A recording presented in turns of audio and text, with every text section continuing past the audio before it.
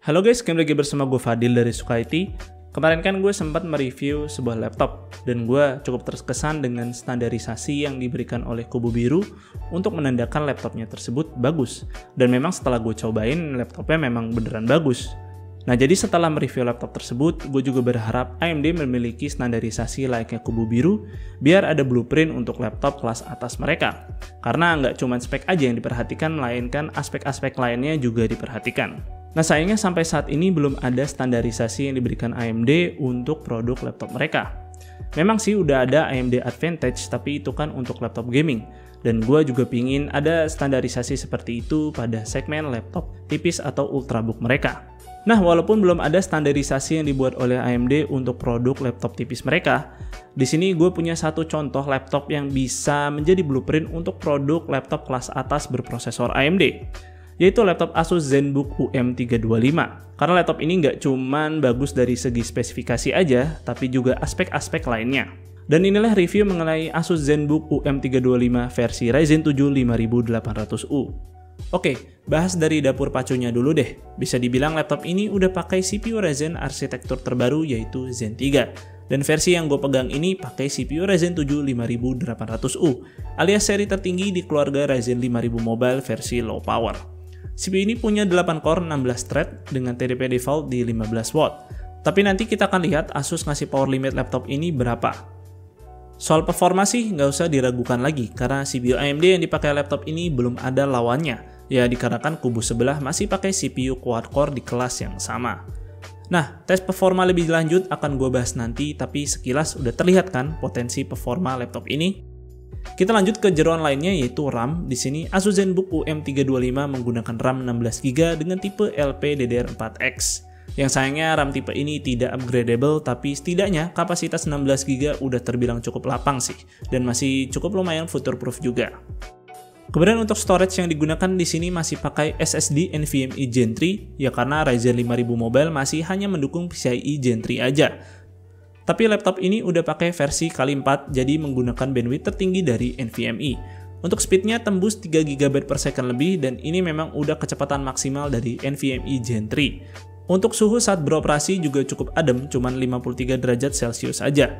Kemudian kalau kalian menggunakan mode baterai, laptop ini akan limit speednya jadi 1,8 GB per second. Jadi hanya setengah dari kecepatan aslinya. Dan mungkin ini dilakukan demi menghemat baterai. Oke, sekarang ke bagian yang paling gue suka dari laptop ini, yaitu layarnya. Bukan IPS seri A sampai Z, tapi Asus langsung sikat aja kasih layar OLED ke laptop ini. Kalau kalian belum pernah lihat layar OLED, kalian coba ke mall terus ke Electronic City dan lihat TV-TV yang didemokan di depan toko tersebut. Nah, biasanya TV-TV tersebut udah pakai panel OLED. Dan buat kalian yang udah pernah lihat, ya seperti itu kualitas layar laptop ini. Tapi ini dikemas dalam ukuran 13,3 inch aja.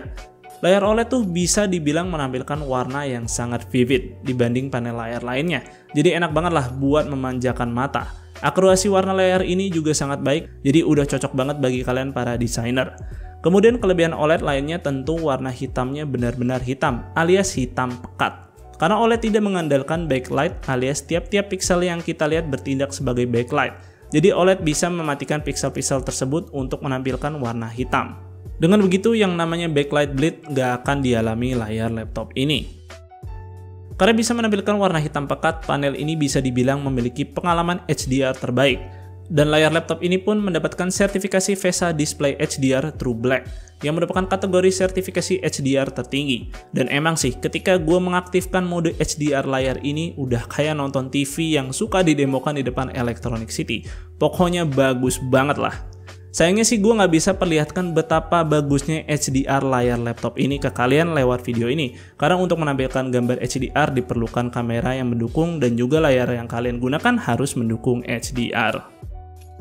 Kemudian perlu diketahui kalau layar laptop ini menggunakan lapisan glossy. Jadi cukup reflektif kalau dipakai di tempat terang.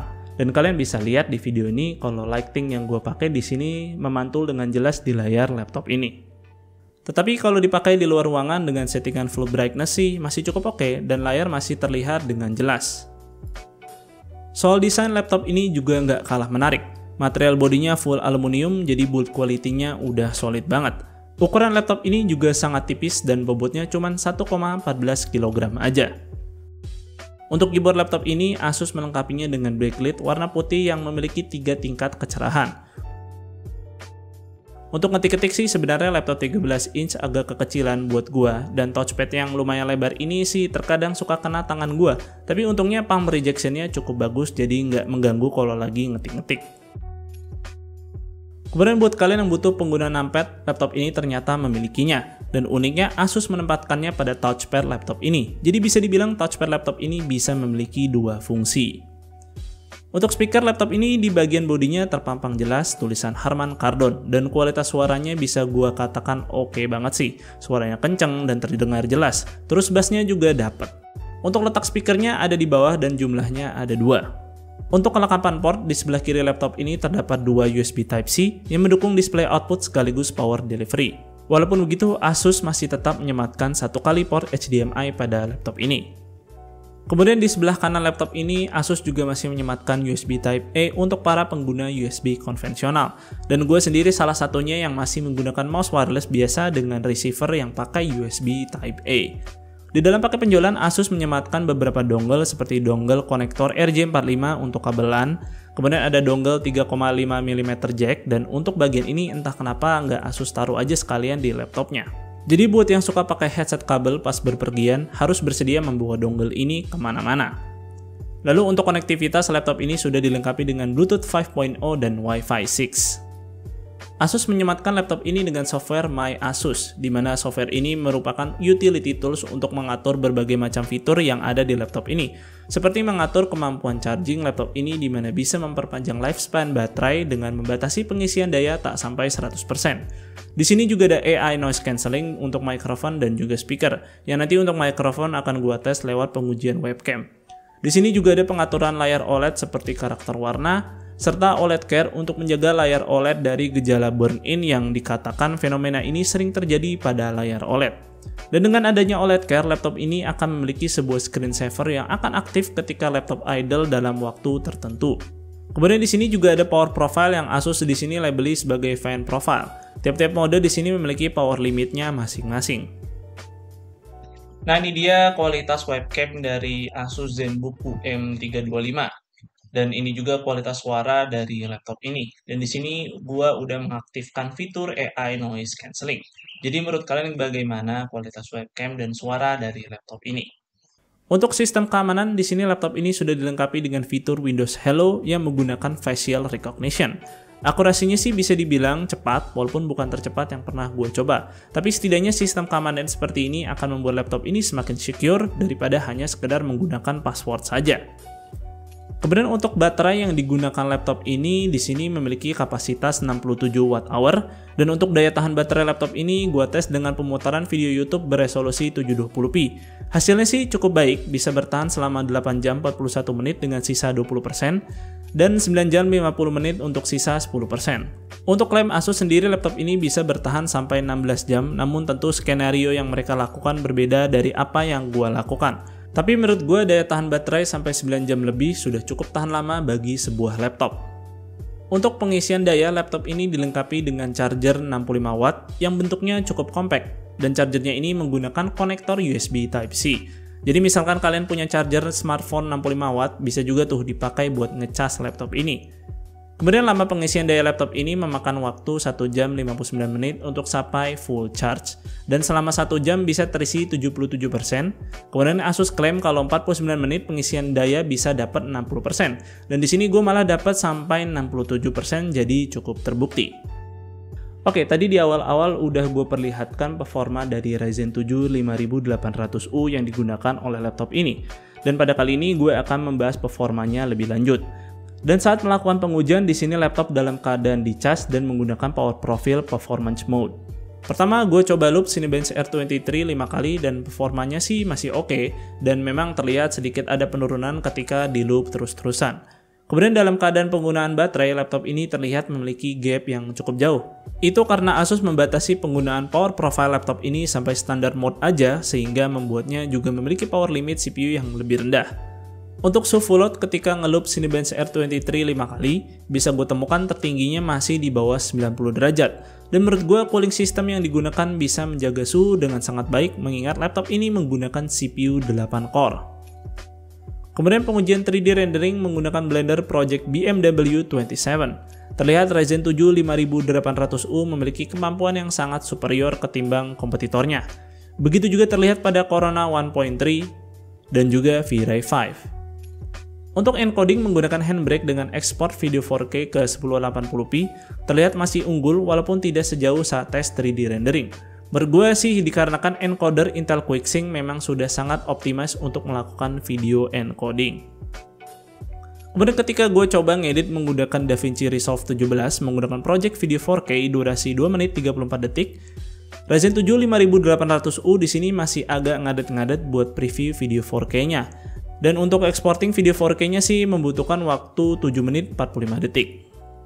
Nah, kemudian kita akan membahas performa si IGP Radeon Graphics yang masih menggunakan arsitektur Vega dengan 8 compute unit, dimana gue akan mengetesnya pada beberapa video game saja. Game pertama ada Dota 2 dengan settingan 1080p fastest. Laptop ini bisa mendapatkan average sampai 105 fps dan 1% low di 57 fps. Untuk ukuran laptop tipis sih segini udah lumayan kencang. Kemudian ada game Genshin Impact dengan settingan 1080p lowest dan laptop ini bisa mendapatkan average di 59 fps dan 1% low di 24 fps. Terakhir mencoba di game AAA yaitu Shadow of the Tomb Raider dengan settingan 1080p lowest dan laptop ini bisa dapat average di 34 fps dan 1% low di 19 fps. Jadi untuk ukuran laptop tipis non-gaming, performa gamenya sih cukup oke, bahkan masih sanggup memainkan game AAA. Namun tentu laptop ini tidak didesain untuk bermain game secara intensif. Oke, kesimpulannya sih laptop Asus ZenBook UM325 gue pikir sih bisa menjadi blueprint untuk laptop-laptop kelas atas berprosesor AMD. Karena punya layar yang oke, build quality yang oke, daya tahan baterai juga oke, security juga oke karena memiliki fitur Windows Hello, dan tentu spek dan performanya juga oke banget. CPU Zen 3 Mobile terlihat memiliki potensi performa yang sangat baik, dan bisa gue bilang hasil Cinebench Ryzen 7 5800U bisa setara CPU kelas desktop 65W Ryzen 5 3600. Dan untuk ukuran CPU mobile yang memiliki TDP 15-25W ini sih power efisiensinya udah gokil banget. Dan kemudian untuk bagian layar yang emang bikin gua pangling sih. Penggunaan layar OLED di sini sangat memanjakan mata dan gue pingin layar seperti ini digunakan pada laptop kelas atas AMD atau setidaknya menggunakan layar IPS yang memiliki akurasi warna yang bagus serta juga sudah support HDR seperti laptop ini. Paling sih gue harap kedepannya AMD bisa memberi dukungan PCIe Gen 4 pada CPU mobile mereka supaya SSD-nya makin kencang aja gitu. Atau sekalian mendukung PCIe Gen 5 karena kubu sebelah udah duluan tuh mengadopsi. Dan juga mungkin AMD bisa memberi dukungan GPU eksternal untuk laptop-laptop tipis mereka biar makin oke. Apalagi CPU Zen 3 udah sekenceng ini. Atau AMD bisa memberikan solusi APU yang sudah memiliki integrated graphics RDNA 2 kayak konsol dan Steam Deck. Nah jadi kalau pakai integrated graphics tersebut pasti udah ngebut banget dan udah nggak perlu lagi tuh GPU eksternal. Nah untuk hal ini kita lihat aja ke depannya nanti produk-produk AMD seperti apa. Untuk harga laptop ini sayangnya SKU Ryzen 7 5800U tidak dijual resmi di Indonesia. Adanya SKU Ryzen 7 5700U dan Ryzen 5 5500U.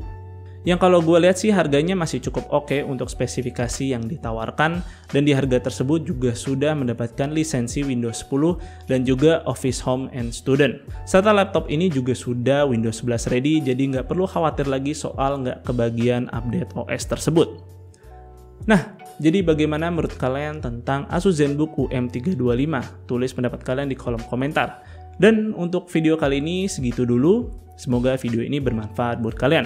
Jika kalian berkenan, like dan share video ini. Dan jangan lupa subscribe channel gue jika kalian nggak mau ketinggalan konten dari gue. Dan jangan lupa follow Suka IT di Instagram dengan nama @suka_it. Gue Fadil dari Suka IT pamit undur diri. See you on the next video.